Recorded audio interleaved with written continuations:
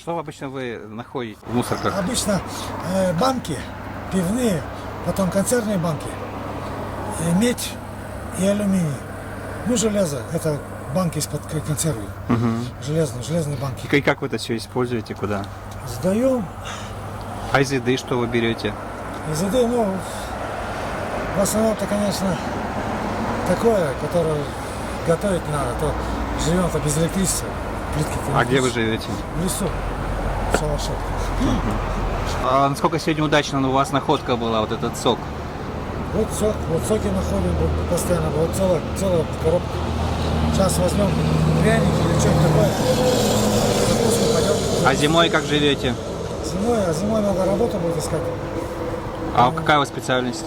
Я водитель, у меня все категории, первого класса. Как случилось, что вы стали жить в лесу? А потому что я получил квартиру новую однокомнатную.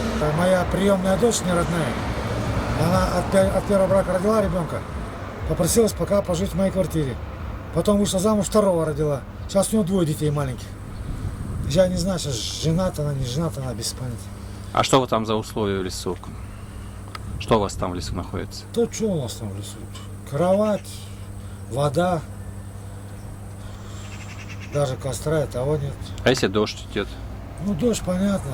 Вон на остановку выходи, под остановкой сиди. Прождай, когда пройдет. А если ночью вы спите?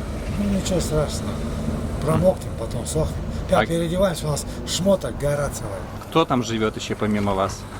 Да вот парнишка сейчас со мной сюда приходил, белый. Куда вот он ушел?